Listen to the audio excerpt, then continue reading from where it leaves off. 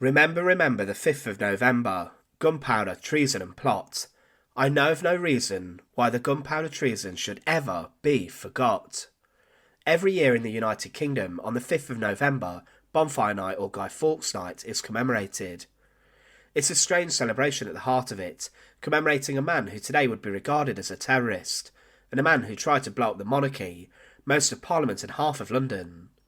But it's a brilliant celebration as fireworks light up the night sky, and effigies of Guy Fawkes are burned on bonfires.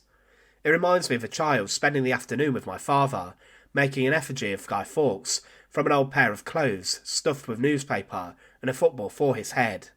But the story behind the Gunpowder Plot is one which is more sinister, and as a child it was something that I never fully understood.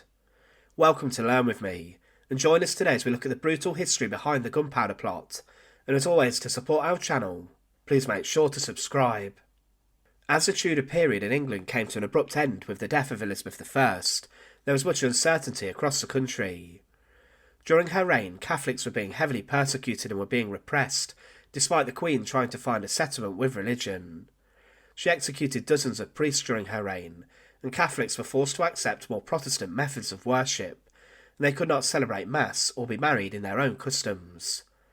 Catholics, when Elizabeth I died, believed that hopefully things would change as the new king, the Scottish monarch James I, took the throne of England too. It was believed that his wife had previously been a Catholic, and James's own mother was the Catholic Mary Queen of Scots, who was executed during the reign of Elizabeth I, as many Catholics plotted against Elizabeth and wanted Mary on the throne.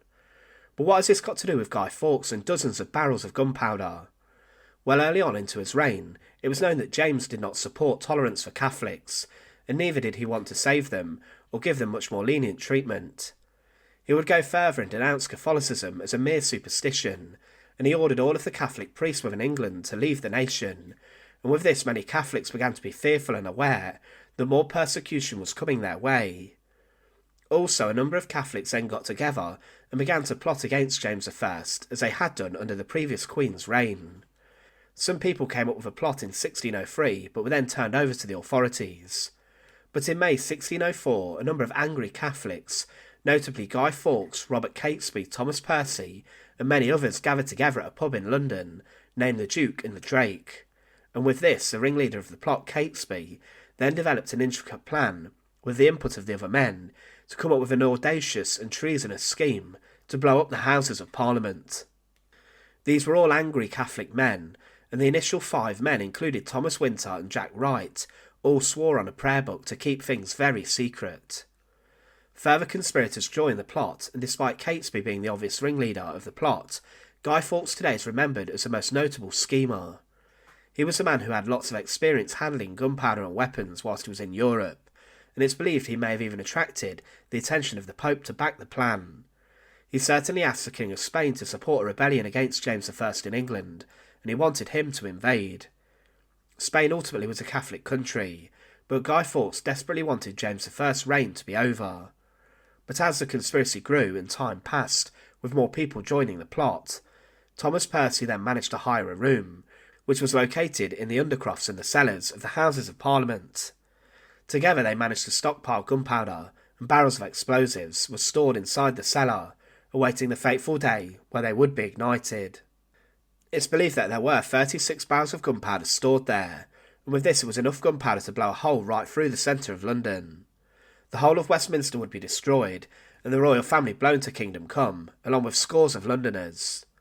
The plan was for the Houses of Parliament to be attacked on the day of the state opening of Parliament, which had been pushed back to Tuesday the 5th of November, 1605, because of the plague. The plan was that Guy Fawkes would ignite the gunpowder using a slow match, and he would then hurriedly make his escape out of the undercroft in disguise, before he would then ride out of London on horseback, before the gunpowder ignited and exploded. The amount of gunpowder would have killed James I, all of his royal family, and also the government, along with many other state officials and members of the public. Hundreds would have been killed, if not thousands, and there would have been a huge amount of damage. But on October the 26th, an anonymous letter spoiled the whole plot and brought it crashing down. A letter sent to Lord Monteagle by its believed conspirator Francis Tresham warned him not to attend the state opening, and this did attract suspicion. But James I was presented with the evidence, and around midnight on the 4th of November, he ordered an inspection of the undercrofts of the Houses of Parliament. There he found Guy Fawkes practically sitting on the 36 barrels of gunpowder. In his possession also was a slow match. Fawkes believed the devil was against him, and he was then taken to King James, and he defiantly shouted back in the king's face that his intention was to blow the Scottish monarch back to where he came from. But Fawkes, still giving his name as his alias John Johnson, which was the most original fake name in history, decided to refuse to give over nothing. But then James I, in his own handwriting, ordered the torture of Fawkes. He was to experience the gentler tortures first, but then he was placed on the rack, and Fawkes then repeatedly was racked, finally giving over the plotters' names. Meanwhile, many of the plotters, as they knew it had failed, rode out to the Midlands, where they were later confronted and a shootout occurred, with a number of them, including Catesby, being killed. But many more, along with Fawkes, were rounded up. They were then brought to trial, where the king watched in secret along with his family.